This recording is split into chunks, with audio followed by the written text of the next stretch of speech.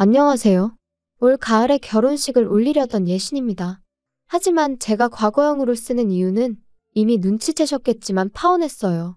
파혼이라는 거 들어보기나 했었지 제 이야기가 될 줄은 꿈에도 생각지 못했는데 아무튼 사람 일이라는 게 참 마음처럼 되는 게 아니네요. 일단은 얘랑이라고 부르기는 싫고 그렇다고 이름을 부를 수는 없으니 편의상 남자친구라고 칭하겠습니다. 남자친구하고는 지금은 이직한 직장 상사의 소개로 만났어요. 사실 상사가 주선하는 소개팅이 좋아서 나가는 직원이 몇이나 될까요? 저도 마찬가지였습니다. 회식 자리에서 제가 무슨 말을 한 것도 아닌데 뜬금없이 저더러 제가 참 외로워 보인다며 자기 사촌동생이랑 닮아서 마음이 쓰인다나 어쩐다나. 솔직히 곱게 술이나 마시고 들어가시지 왜 나한테 저러시나. 쓸데없는 상사의 오지랖이 부담스럽고 짜증이 났던 게 사실이에요. 하지만 술자리에서 해대는 헛소리니 술 깨면 본인이 뭔 말을 했는지 기억도 못할 거다 싶었고 그래서 그냥 별말 않고 지나가려 했거든요. 그런데 이튿날 지난밤에 술은 분명히 다 깼을 텐데도 굳이 지나가는 저를 붙잡고는 자기가 소개팅을 해주겠다나요? 그리고는 제가 제대로 거절을 하기도 전에 사양 말고 만나보라 하는데 매일같이 마주쳐야 하는 상황이었으니 그렇게까지 말하는 상사의 면전에 대고 불편해서 싫습니다 하기가 쉬운 일은 아니었지요. 그리고 또 한편으론 내가 그 정도로 어디가 안 돼 보였나 싶은 게 그래서 그래 좋은 게 좋은 거다 생각하고 한번 만나나 보자 뭐 그렇게 나가게 된 자리였습니다. 남자친구는 얼굴이 동글동글하고 피부가 하얀 고생이라곤 하나도 안 해본 듯한 소위 새님 같은 얼굴을 하고 있었어요. 반면에 저는 일단 저부터가 운동도 좋아하고 소위 여름엔 바다로 겨울엔 산으로 떠나는 사람이었다 보니 본능적으로 이 남자랑 나랑은 안 맞겠구나 그런 느낌이 딱 오더라고요. 그런데 남자친구는 그런 제 마음을 전혀 눈치채지 못했던 건지 계속해서 자기 얘기만 해나가기 바빴습니다. 한마디로 자기 PR이 따로 없었죠. 대학교 졸업하고 중소기업을 잠깐 다니다가 회사 사정으로 하루아침에 백수가 되었고 이후로 이런 일은 두 번 다시 겪고 싶지 않아서 3년의 공부 끝에 9급 공무원이 되었다나요? 그리고 그때 저는 이미 남편에 대한 호기심이 바닥난 상황이었기에 아, 네, 그러셨군요를 적당히 섞어가며 대화에 임할 뿐이었네요. 하지만 그런 남편과 제가 의외의 곳에서 공통점을 발견했는데 그건 바로 둘 다 놀이공원을 좋아한다는 점이었어요. 사실 30이 넘어간 이후로는 같이 놀이공원 갈 친구들을 찾는 것부터가 쉬운 일이 아니었거든요. 그렇다고 혼자 가기도 그렇고 여담이지만 아닌 게 아니라 혼자서 놀이공원에 가본 적이 있는데 사실 대부분의 놀이기구들이 둘이 타거나 넷이 타거나 아무튼 짝수로 떨어지는 경우가 대부분이에요. 그러니 혼자인 저로서는 시쳇말로 꼽사리를 낄 수밖에 없었고 그럴 때마다 얼마나 불편하고 괜히 눈치까지 보여서는. 그래서 그 이후로는 놀이공원은 저에겐 말 그대로 그림의 떡이나 마찬가지였습니다. 그런데 남자친구가 그럼 앞으로 자기랑 가자고 하더라고요. 자기도 너무 가고 싶었는데 그동안 같이 갈 사람이 마땅치 않아서 못 가고 있었다면서 말이죠. 그렇게 한 가지 공통점을 발견하고 나니 그때부턴 대화가 비교적 무르르듯 이어져 가기 시작했습니다. 그리고 헤어질 땐 너무나 자연스럽게 다음 약속을 정하고 있는 저희의 모습을 볼 수 있었죠. 이후로 저희는 2년이란 시간을 사귀었고 사귀는 동안은 정말 웃음이 끊일 일이 없었어요. 평일엔 각자의 일로 바쁘다 보니 주말 중 하루를 온전히 같이 보내는 식으로 데이트를 했는데 사실 연애하면 만나서 하는 일들이 뻔하잖아요. 밥 먹고 영화 보고 차 마시고 그 코스에서 좀 벗어나봤자 뭐 어디 전시회를 본다던가 그 정도 그렇죠? 그런데 저랑 남자친구는 정말 전국 방방곳곳으로 크고 작은 놀이공원들을 찾아다녔어요. 남들과는 다른 특별한 연애를 하고 있다는 사실에서 오는 그 만족감이 정말 컸었답니다. 그런데 그렇게 잘 맞던 저희가 결국 이렇게 파혼의 길을 걷게 된 건 바로 어머님 때문이에요. 물론 누군가는 시어머니 될 사람만 문제였겠냐, 네 남자친구도 문제였을 거라고 말할 테고 저도 그 말을 딱히 부정할 생각은 없지만요. 말 그대로 어머님의 말도 안 되는 억지를 남자친구가 중간에서 제대로 컷만 해줬어도 제가 파혼까지 생각지는 않았을 테니까요. 하지만 피는 물보다 진하다더니 아니 그 부모의 그 자식이라더니 결국 남자친구도 어머님하고 별반 다를 게 없었던 거죠. 남자친구에게 프로포즈를 받고 제가 그러자 하면서 본격적으로 결혼 이야기가 오가기 시작했어요. 그리고 연애하는 동안에는 민감한 주제 같아서 묻기가 어려웠지만 결혼 이야기를 하려면 더는 피하는 게 능사는 아니겠다 싶어서 제가 먼저 제 재정 상황을 오픈했습니다. 오빠, 우리 이제 돈 이야기를 좀 해야 될 것 같은데, 그치? 일단 내 얘기 먼저 할게. 나는 직장 생활하면서 모아둔 돈은 8천 정도 있고, 연봉은 작년에 연봉 협상에서 5천 조금 넘어. 그리고 부모님께서 아마 얼마 정도는 도와주실 것 같긴 한데 그게 얼마나 될지는 모르겠네. 오빠는 어때? 보라가 생각보다 돈을 많이 모아놨구나. 근데 연봉이 5천이면 너가 지금 직장 생활 8년 차라며. 네 업계 내에서 좀 적은 거 아닌가? 작년에 연봉 협상할 때 잘 좀 하지 그랬어? 글쎄, 난 내가 적게 받는다고 생각해 본 적은 없는데. 하긴 돈이야 많으면 많을수록 좋은 거니까. 근데 오빠, 딴소리 하지 말고 오빠 얘기 좀 해봐. 어때? 오빤 좀 모아놓은 거 있어? 하지만 결정적인 타이밍에 남자친구는 전화가 걸려왔다는 둥, 화장실 좀 다녀오겠다는 둥 말 같지도 않은 핑계를 대기 일쑤였고 그렇게 어물쩍 얼렁뚱땅 무려 2주라는 시간이 흘러갔어요. 그래서 더는 안 되겠다 싶어서 제가 한 번은 좀 짜증을 냈습니다. 결혼을 하자고 한 건 오빠인데 왜 이렇게 딴소리만 하느냐고. 좀 진지할 수 없겠냐고요. 그리고 그제서야 남자친구가 씁쓸한 얼굴로 꺼내는 말이 너도 알다시피 내가 공무원 된 지 몇 년 안 됐잖아. 그리고 공무원 하기 전에는 공부한답시고 어머니 돈을 가져다 썼었고. 그래서 내가 공무원 되고 나서는 어머니한테 돈을 좀 챙겨드렸어. 그러다 보니까 돈을 많이 못 모은 게 사실이고 미안해. 너 볼 낯이 없어서 내가 말을 못했어. 그런 사정이 있었으면 처음부터 솔직하게 말하지 그랬어. 근데 그럼 그래서 얼마나 있다는 건데? 난 오빠가 결혼하자고 해서 어느 정도 준비가 되어 있는 줄 알았거든. 나 2천만 원 있어. 그리고 지금 사는 집 보증금 1,000만 원 있고. 어머니가 얼마나 보태주실 수 있으실지는 모르겠다. 전에 지나가는 말로 도와주실 거라고 하시긴 하셨는데 제대로 얘기는 안 해봤거든. 그럼 일단 어머님하고 얘기를 좀 해봐. 나도 우리 부모님하고 얘기를 해볼 테니까. 그리고 며칠 뒤 남자친구와 카페에서 만났는데 남자친구 표정이 썩 좋지가 않았어요.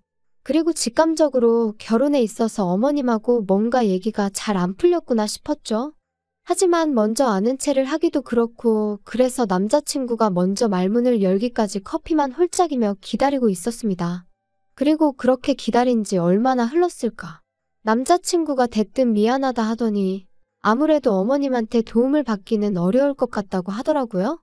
어머님이 남자친구가 저랑 결혼하는 대로 당신은 귀농을 하시겠다며 고향으로 내려가시겠다 하셨다는 겁니다. 참고로 어머님 고향은 배를 타고 들어가야 하는 섬이고 그렇다고 거기에 친정 식구들이 남아 계신 것도 아니었는데 말이죠. 하지만 그런 어머님의 선택에 있어서 가타부타 논하기 전에 아무리 그래도 그렇지 하나뿐인 아들이 장가를 간다는데 그걸 나 몰라라 하신다는 게 솔직히 저로서는 납득하기도 어렵고 황당하기까지 하더라고요. 그리고 저는 그만 저도 모르게 한숨을 내쉬고 말았어요. 그리고는 곤란하게 되었네 한마디를 내뱉었는데 남자친구가 갑자기 제 앞에서 눈물을 흘리기 시작했습니다. 자기가 정말 미안하다면서 이럴 줄 알았으면 그렇게 프로포즈를 하고 그러는 게 아니었는데 자기가 경솔했네 어쩌네 그러더라고요. 그리고 그렇게 우는 남자친구를 보고 있으니 괜히 내가 스트레스를 준 건 아닌지 제가 다 미안해지더라니까요. 남자친구한테는 오빠 잘못이 아니다 괜찮다 했지만 집에 돌아온 제 속도 말이 아니었어요. 얼마나 대단한 집의 딸로 자란 건 아니었어도 나름대로 남부럽지 않게 자랐거든요. 그리고 저도 나이가 나이였던 만큼 나름대로 보고 들은 게 있었죠. 아무리 세상이 달라져서 남자가 집을 해오는 일은 흔치 않다 했지만 그래도 다들 나름대로 받을 건 받고 가던데 허심탄회하게 털어놓자면 정말 여러 가지로 마음이 복잡했어요. 제 자신이 속물인가 싶으면서도 한편으론 나도 사람이고 여잔데 바랄 수도 있는 거지 합리화도 해봤다가 하지만 어떤 식으로 생각해도 스스로 답을 내릴 수가 없었기에 결국 저는 친정부모님께 모든 상황을 있는 그대로 이실직고하였습니다. 남자친구는 홀어머니이신데 결혼을 하게 되더라도 아무런 지원도 받을 수 없는 상황인 것 같다고 말이에요. 그리고 아니나 다를까 저희 부모님은 눈앞이 깜깜하다 하시며 조심스레 이쯤에서 헤어지는 게 어떻겠냐. 남의 집 기둥은 뽑아오는 게 아니다 그러시대요? 솔직히 부모님 말씀이 어디 하나 틀리지 않았다는 건 저도 잘 알고 있었어요.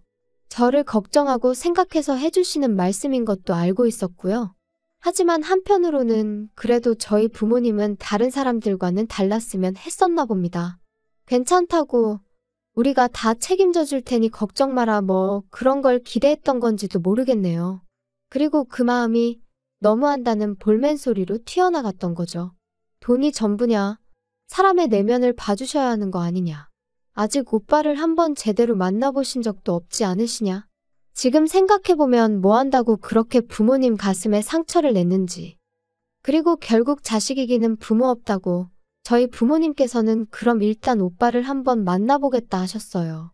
제 말대로 사람 됨됨이를 직접 보고 판단하시겠다고요. 그래서 바로 그 주 주말 자리가 만들어졌습니다. 남자친구는 저와 처음 만나던 날보다 몇 배는 더 긴장이 된다며 청심환까지 챙겨 먹고 저희 집에 왔어요. 나름대로 저희 어머니한테 드릴 꽃바구니에 아버지께 드릴 홍삼 세트도 사서 말이에요. 그리고 그런 남자친구의 모습에 저는 나름대로 좀 안도를 했지요. 웃는 얼굴에 침 못 뱉는다고 저렇게까지 해왔는데 좋게 봐주시겠지 그런 기대가 있었달까요?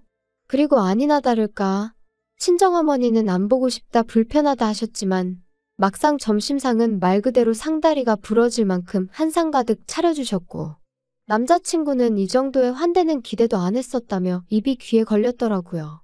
아무튼 전반적으로 식사가 끝날 때까진 분위기가 화기애애하니 무척이나 좋았습니다. 그런데 이제 후식을 먹으면서 본격적인 대화가 오가기 시작했고 저희 아버지께선 돌려 말하지 않겠다 하시더니 그래서 정확히 결혼을 어떻게 할 거냐 물으셨어요. 프로포즈를 할 때는 나름대로 계획이 있었을 거 아니냐 하시면서 한번 들어보자고요. 그리고 남자친구가 한 대답은 저조차 감싸주기 어려울 만큼 황당하기 짝이 없었습니다. 일단 결혼을 하고 오피스텔을 구해서 살려고 했습니다. 요즘 오피스텔은 풀옵션이라서 따로 가전제품 같은 건 안 사도 되니까. 필요한 가구들만 간단히 사서 살다가 적당한 집을 구하면 그때 제대로 시작하려고 했습니다. 그게 단가? 그게 자네가 생각하는 앞으로의 계획이었나? 나머지는 차차 보라랑 상의해가며 정하려고 했습니다. 답답하네 그려 답답해. 그러면 어머님은 자네의 이런 생각을 아시나? 알고 계십니다. 뭐라고 안 하시던가? 별 말씀 없으셨습니다. 어머니는 어머니대로 요즘 귀농 문제로 많이 바쁘셔서요. 이후로 몇 마디의 대화가 더 오고 갔지만 이미 분위기는 가라앉을 대로 가라앉은 상황이었고 남자친구도 뭔가 잘못되었다고 느꼈는지 일단은 돌아가 보겠다며 자리에서 일어나더라고요. 그리고 저희 부모님 두 분 다 말이라도 더 있다 가지 그러냐 그런 말조차 안 하셨어요. 그렇게 남자친구를 배웅하고 돌아오자 부모님께서 이 결혼은 안 되겠다 하셨습니다. 아무리 사람이 좋아도 너도 보지 않았냐며? 저렇게 생각도 없고 계획도 두리뭉실한 사람한테 저를 어떻게 보내냐고 절대로 안 된다 그러시더라고요. 그리고 저도 그런 부모님한테 더는 대들 수도 없었어요. 제가 보기에도 한심하기 짝이 없었으니 말이지요. 그런데 이틀 뒤 남자친구에게서 생각지도 못한 소식을 듣게 되었습니다. 자기가 저희 집에 다녀간 이후로 어머님과 이야기를 나눴는데 어머님이 저희 신혼집 문제를 해결해 주시겠다 하셨다는 거예요. 너무 놀라서 저도 모르게 정말이냐고 소리를 질렀다니까요. 남자친구가 말하길 어머님께서는 어차피 섬으로 내려가실 거고 집이란 건 사람이 살지 않으면 금세 망가지기 마련이니 리모델링만 해서 살라고 하셨답니다. 그 리모델링 비용이 대략 4천이 넘었기에 솔직히 좀 당황스럽긴 했지만 아무튼 그때는 그래도 그런 걱정보다는 당장 저희 부모님을 다시 한번 설득해 볼 수 있겠다는 생각뿐이었어요. 그래서 퇴근하자마자 불이 나게 집으로 향했지요.